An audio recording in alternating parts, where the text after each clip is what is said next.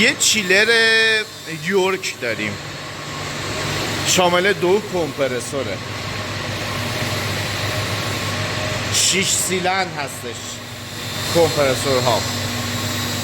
یه موردی توی این 3 دستگاه چیلر 2 کمپرسوره به وجود اومده. یکی از اواپراتورها سوراخ شده. این اواپراتور مجدد بعد 1 سال یک اواپراتور دیگه سوراخ شده. اینجا باید گوش آدم زنگ بخوره که یک موردی وجود دارد. اول بریم علت قضیه رو پیدا بکنیم. فل سویچ ها، فل سویچ رو میبینید. فل سویچ اواپراتور هست مارک مکدانل.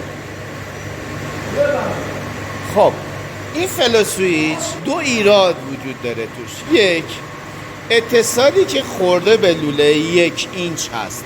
ببینید تیغه های فل سویچ میاد اینجا گیر میکنه داخل این اتصال. باید یک عدد گوشن 2 اینچ جوش داده بشه و بعد از اون روی اون تبدیل 2 اینچ به 1 اینچ بسته بشه و بعد از اون فل سویچ بسته بشه.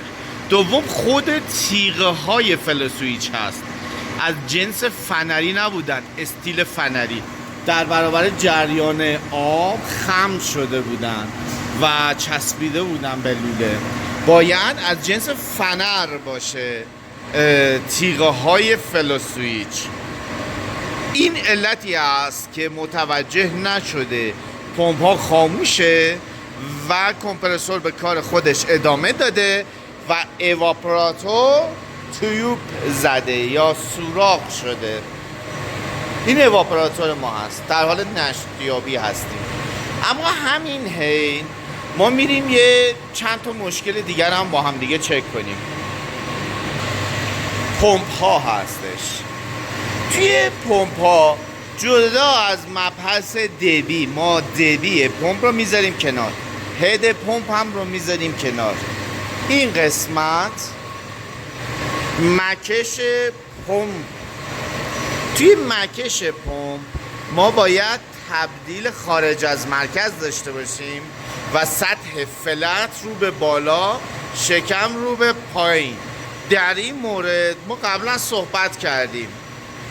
قصد دارم توی یه فیلم دیگه کامل در مورد طراحی لوله کشی و انتخاب پمپ هم صحبت بکنم. مبحث بعدی، لوله ورودی به اواپراتورها سایزش 5 اینچه. اینجا اومدن تبدیل زدن، تبدیل به 4 اینچ شده، تبدیل به 4 اینچ شده. خب شما وقتی سایز رو میاری توی مقطع پایین 5 اینچ میشه 4 اینچ و دوباره میشه 5 اینچ. دبیتون کاهش پیدا خواهد کرد. پس دبی اینجا کاهش پیدا میکنه. این هم باعث به وجود اومدن مشکل میشه. پس این اصلاحات باید صورت بگیره. اولینش این قسمت هست، کاویتاسیون اتفاق میفته. کاویتیشن باعث کاهش طول عمر پمپتون میشه.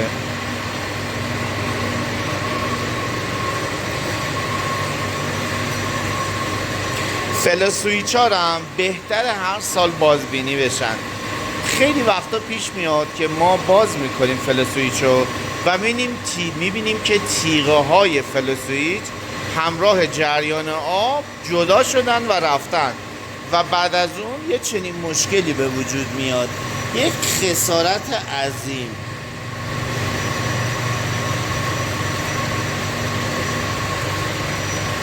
کمپرسور الان در کارگاه گروه مهندسی مهراسپند هست، در حال تعمیره.